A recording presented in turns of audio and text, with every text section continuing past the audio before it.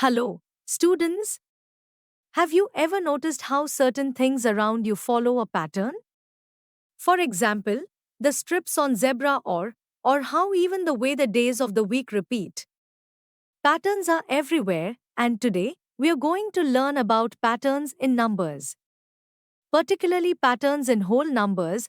Whole numbers are numbers starting from 0 and it goes like 0, 1, 2, 3, 4 and so on.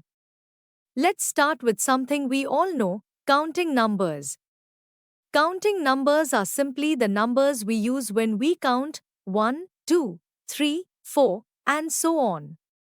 We just add 1 to the previous number. 1 plus 1 is equal to 2.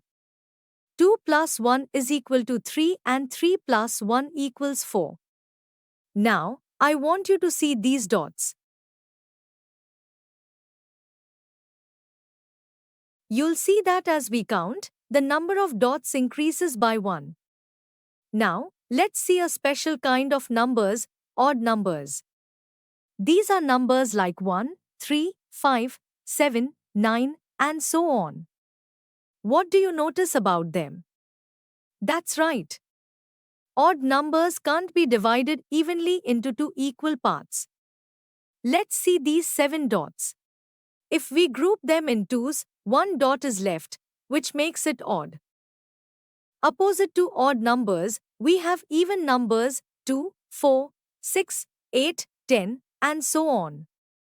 Unlike odd numbers, even numbers can be divided into two equal groups with no leftovers. Let's see these 8 dots. If we group them in twos, no dot is left, which makes it even. Next, we move to something a bit more interesting, triangular numbers. These are numbers that can form a triangle when represented by dots.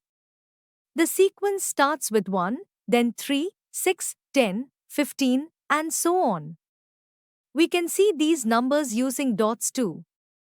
Notice how each new row adds one more dot than the previous row. Just as triangular numbers form triangles, square numbers create squares. The sequence starts with 1, 4, 9, 16, and so on. We can see these numbers using dots too. Each square number is the result of multiplying a number by itself.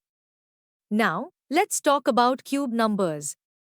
These numbers form perfect cubes and start with 1, 8, 27, 64, and so on. To visualize, cube numbers form cubes like these.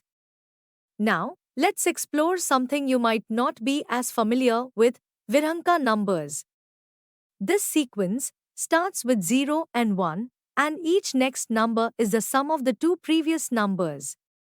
0, 1, 1, 2, 3, 5, 8, 13, and so on. Next, let's talk about powers of 2. These are numbers like 1, 2, 4, 8, 16, 32, and so on. Each number in this sequence is double the previous one. Next, let's talk about powers of 3.